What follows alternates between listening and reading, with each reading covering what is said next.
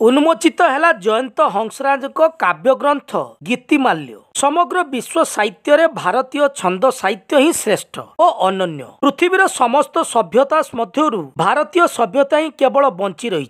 आंचलिक भित्तिरे ओडिया भाषार वैचित्र्य पई या अत्यंत चलचंचल और समृद्ध तथा आमददायक। ओडिया भाषार प्रतिटी अक्षर और फला इत्यादि व्यवहार हेबा जोगु अन्य भाषा मानक ठारू यह स्वतंत्र। एही परिप्रेक्षी रे बालेश्वर स्थानीय सभागृह ठारे विद्याभारती द्वारा प्रकाशित कवि जयंत हंसराज छंद काव्य संकलन गीतिमाल्यर उन्मोचन उत्सव मुख्य अतिथि यह कहते। पुस्तकर प्रकाशक कवि अभय कुमार दास सभापतित्व में अनुष्ठित यह उन्मोचन उत्सव मुख्य वक्ता भाव में विशिष्ट संभकार और प्राबंधिक उपेन्द्र विश्वाल जोग दे कहते जे देश विद्या चर्चा जेते आगुआ एवं जो देश आदिवासी मानव समाज प्रगति और सुरक्षा जेते समर्पित से देश सेते समृद्ध और संस्कृत। सभापति ताको अभिभाषण रे कहिथिले जे ओडिशार पूर्व सूरी मानक प्रति अवज्ञा और असम्मान प्रदर्शन रे जो उद्यम आरंभ होईची ता परंपरा रे परिणत न हेउ पूर्वज लेखक मानक प्रति उत्तर पीढ़ी यथायथ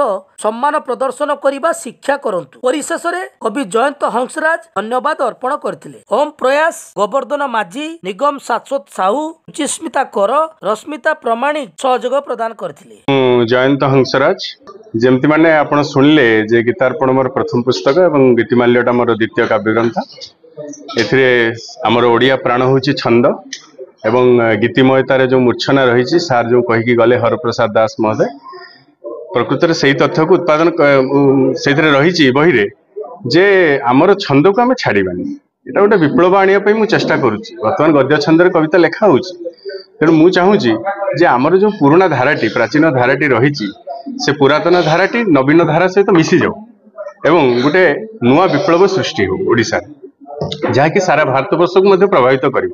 तेणु भारतवर्षर विप्लवतम काव्य जो जगत रही से जोड़ी होटा ही मुझे छंदबद्ध कविता मध्यम गीतिमाल्य कविता और गीतार्पण मध्यम पाठक को जनवाक चाहूँगी। ये जो आध्यात्मिकटी एटा कौन धर्मीय आध्यात्मिक नुहे कौन धर्मभित्तिक चेतना को नुहे ये परम आध्यात्मिक चेतना। तेणु परमर मंत्र रे परमर आराधना करा जाइछि पुस्तक रे। तेणु एटा सबु वर्गर पाठकों को सोहेब कौन धर्म को एटा आक्षेप करके लेखा जाएनि कि कौन करा जाएनि सबु धर्मर पाठक सबु वर्गर पाठकों को एटा छुईब बोली मु आशा पोषण करुच्ची।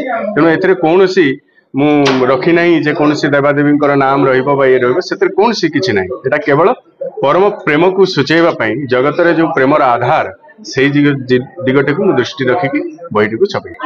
युवपीढ़ी को तो मु कौन कहि मु तो निजे जने युवक तेणु समकक्ष हिसाब रे मु एतिकी रिक्वेस्ट करी अनुरोध करी जे सेमाने मध्य छंद को एवं गीतिमयता को मूर्छनाटा को कविता रे रखंतु एवं युवपीढ़ी तो बहुत आगे गले बहुत किसी लिखिले मुझे पढ़ुची संस्पर्श आसूची मुझे जानूची बहुत ज्ञान पाखे अच्छी से चाहिए यही जो छंद भित्तिक विप्लवटा को जदि आपणे नहीं पारे तेबे भी गोटे दिग प्रति से आगे जाए आउ पाँच आगे जाए। तेणु मुझे चाहूँगी जे से गोटे दिग प्रति रुहतु और यही दिगटा को दृष्टि दिखाते प्रभावित लिखिले आमर काव्य जो संसार बा काव्य भंडार को निश्चित भाव में समृद्ध करिवो किंतु ताकर आउ गोटे दिग मध्य आस्ते आस्ते प्रस्फुटित होची बा परिमार्जित होची एवं आलोकित होची सेटा होची तांकर